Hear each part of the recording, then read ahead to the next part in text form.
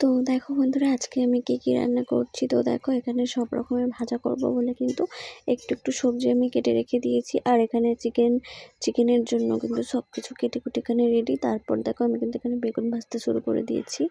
তো দেখো, আজকের আমি কী রান্না করছি, মানে আজকের মেনু কী, তো সেটাই আজকে তোমাদের সাথে শেয়ার করছি, ঠিক আছে। তো দেখো, বেগুন ভাজা আমার হয়ে গেছে। তো তারপর দেখো, আমি কিন্তু এখানে সব কিছু কাটাকুটি করে রেখে দিয়েছি, সেগুলো তোমাদেরকে আবার একবার দেখিয়ে দিচ্ছি। তো তারপর দেখো, এখানে আমি কি বলে এটা, বিনস না বটবটি, হ্যাঁ ওই যাই হোক, ওটা একটা ভাজা করে নিচ্ছি। তো দেখো, এখানে আমি অনেক রকমের ভাজা, মানে কয় রকমের ভাজা করে নিচ্ছি। আর কিন্তু চিকেন করে নেবো, আর সাথে আমের চাটনি। তো দেখতে থাকো পুরো ভিডিওটা, তো ভালো লাগবে আশা করছি। তো দেখো, আমার কিন্তু এই ভাজাটাও হয়ে গেছে। তো প্রথমে বেগুন ভাজা করে নিলাম, দেখতে পারলে। তারপরে কিন্তু এই ভাজাটাও আমার কমপ্লিট হয়ে গেছে। তো এখন আমি দেখো কুমড়ো ভেজে নিচ্ছি। আর কুমড়ো ভাজা খেতে কিন্তু আমার ভীষণই ভালো লাগে।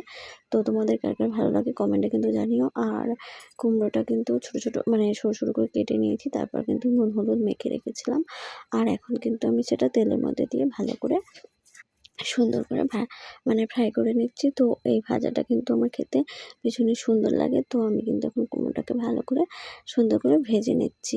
তো তোমরা দেখতেই পারলে, আমি কিন্তু ভালো করে কুমড়োটাকে ভেজে নিচ্ছি।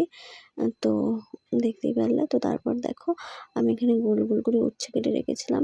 তো সেই উচ্ছেটা এখন আমি ভেজে নিচ্ছি, নুন হলুদ মেখে রেখেছিলাম। তো উচ্ছেটাও ভালো করে তেলের মধ্যে দিয়ে কিন্তু ভেজে নিচ্ছি।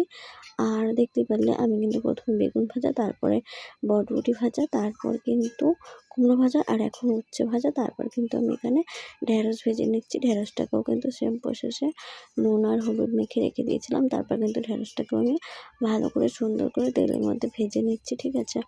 তো দেখো, আমার কিন্তু ঢেঁড়স ভাজাও প্রায় কমপ্লিট হয়ে গেছে। তো ঢেঁড়স ভাজাও আমার কিন্তু হয়ে গেছে। আমি এখন ঢেঁড়স ভাজাটাও নামিয়ে নেব। তো তারপর দেখো, আমি কিন্তু এখানে চিকেনের জন্য আলু ভাজতে শুরু করে দিয়েছি। আলুটাও কিন্তু নুন হলুদ দিয়েই তেলের মধ্যে ভেজে নিচ্ছি। তো তারপর রান্না করব কিন্তু চিকেন।